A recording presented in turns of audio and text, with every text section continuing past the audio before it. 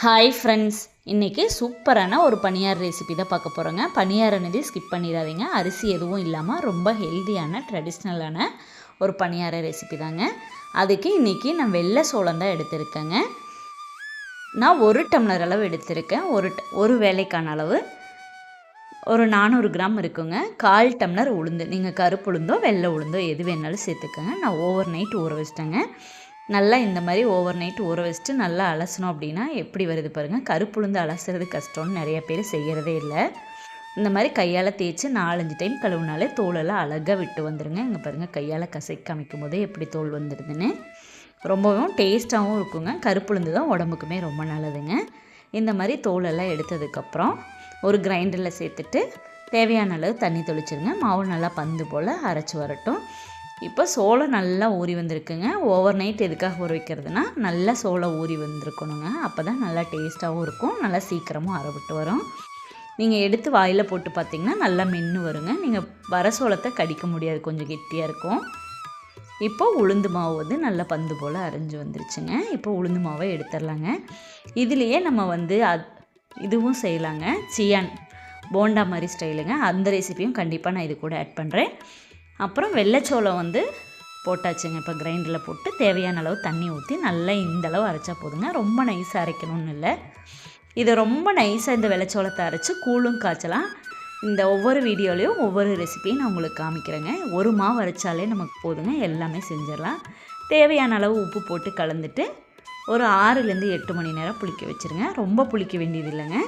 காலையில் அரைச்சிங்க அப்படின்னா ஒரு 2-3 மணிக்கு எடுத்து உள்ளே வச்சுருங்க.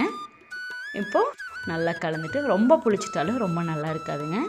தண்ணியும் ரொம்ப சேர்த்துடக்கூடாது. தோசை மாவு பதத்துக்கு, இட்லி மாவு பதத்துக்கு இந்த மாதிரி இருக்கணுங்க, கொஞ்சம் மாவு கெட்டியாக.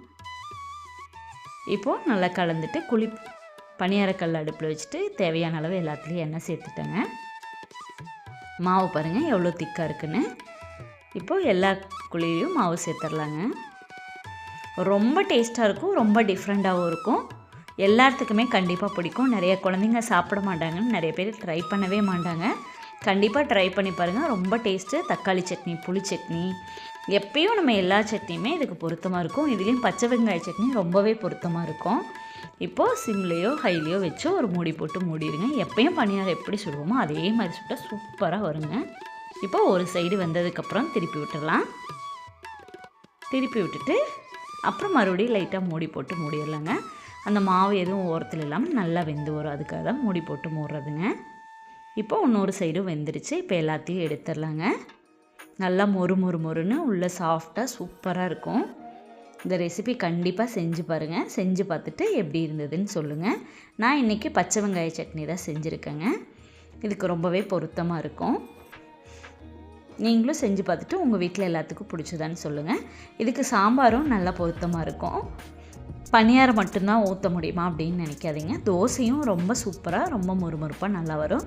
தோசைக்கு மாவில் கொஞ்சம் தண்ணி சேர்த்துட்டு எப்பயும் போல் கலந்துருங்க. இந்தளவு கொஞ்சம் தண்ணியாக கலந்ததுக்கப்புறம் ஒரு தோசைக்கல் அடுப்பில் வச்சுட்டு எப்பயும் போல் தோசை ஊற்றி காமிக்கிறேன் பாருங்கள் எப்படி வருதுன்னு.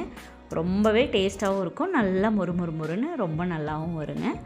இப்போ தோசைக்கல் சூடானதுக்கப்புறம் மாவை எப்பயும் போல் ஊற்றிட்டு கொஞ்சம் எண்ணெய் சேர்த்துக்கலாங்க. இப்போ ஒரு மூடி போட்டு எதுக்காக மூடுறேன்னா நல்லா வெந்து வர்றதுக்காக மூடிட்டு இப்போ எடுத்துடலாங்க. எடுத்துட்டு திருப்பி போட்டுட்டு சிறுதானியம் எல்லாமே கொஞ்சம் நல்லா வேக வச்சு சாப்பிடும்போது வயிறு வலி எதுவுமே வராதுங்க. அதுக்காக தான் திருப்பி போட்டுட்டு, பிடிக்குமோ தோசைக்கல்லில் வராதோன்னு நினைக்க வேண்டாங்க. எவ்வளோ அழகாக வந்திருக்குதுன்னு பாருங்கள். இப்போ 2 சைடு வந்ததுக்கப்புறம் அழகாக எப்படி வந்திருக்குன்னு பாருங்கள். என்னோடய வீடியோ பிடிச்சிருந்தா சப்ஸ்கிரைப் பண்ணுங்கள், ஷேர் பண்ணுங்கள், இந்த ரெசிபி செஞ்சு பாருங்கள். Thank you friends.